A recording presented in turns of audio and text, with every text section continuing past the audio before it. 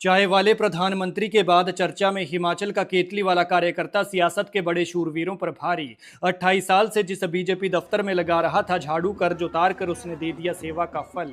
जिन हाथों से नेताओं को पिलाई चाय, उन हाथों में जनता ने थमाई कमान। विजय ऐसी हुई कि पूरे हिमाचल ने देखा, लेकिन ना कोई बहुत बड़ा नेता, ना नेतागिरी वाला बैकग्राउंड, ना किसी नेता का बेटा, ना कोई यारी, बस बीजेपी दफ्तर से ही थी कर्म की रिश्तेदारी। सोचिए, जिस दौर में कोई अपने भाई भतीजे के बारे में नहीं सोचता है, उस दौर में भला चाय वाले को कौन पूछे। लेकिन ये किया है बीजेपी और जयराम ठाकुर ने।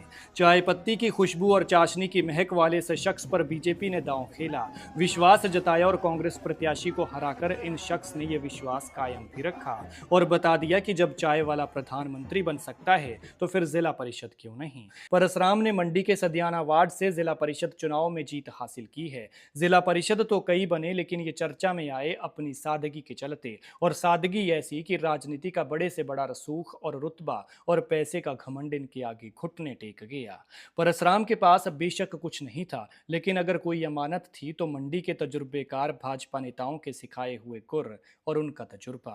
51 साल के परसराम कुटलगांव के रहने वाले हैं। पेशे से बेंत का फर्नीचर बनाने का पुश्तैनी काम करते हैं और साल 1998 से भाजपा की विचारधारा से जुड़े हैं।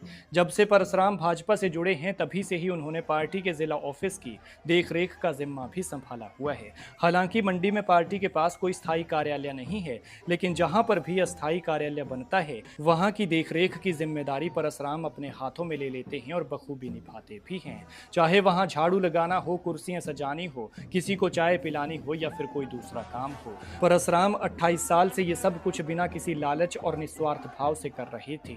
उनकी आंखों के सामने कई छोटे बड़े चुनाव हुए, कई नेता आए और कई चले गए, लेकिन उन्होंने कभी भी चुनाव लड़ने की इच्छा नहीं जताई और ना ही टिकट की मांग की। परसराम अभी तक सदर मंडल भाजपा एससी मोर्चा के अध्यक्ष, मंडल के उपाध्यक्ष, जिला एससी मोर्चा के सचिव और एससी मोर्चा की प्रदेश कार्यकारिणी के सदस्य रह चुके हैं। हालांकि उन्होंने कभी भी पार्टी से कोई पद नहीं मांगा, लेकिन उनके सेवा भाव को देखते हुए पार्टी समय समय पर उन्हें अलग अलग दायित्वों से नवाजती रही और इस बार जब पंचायत चुनाव आए तो जयराम ठाकुर ने उनका नाम आगे रख दिया। एक चाय पिलाने वाले और झाड़ू लगाने वाले के नाम को देखकर सब हैरान रह गए, लेकिन जयराम ने उनके सेवा भाव को देखा और इतने साल तक भाजपा ने जिन हाथों से चाय पी, उन हाथों का भला कर बिना मांगे जिला परिषद का टिकट दे दिया।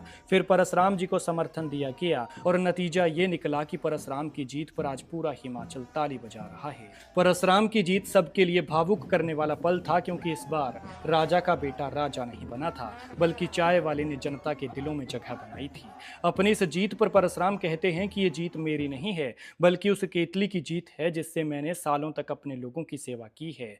मैं कल भी एक साधारण कार्यकर्ता था और आज भी जनता का सेवक हूं और हमेशा रहूंगा। खैर, इस असाधारण जीत के लिए परसराम जी को बधाई दीजिए और इनके लिए आप क्या कहेंगे, कमेंट में जरूर बताएं।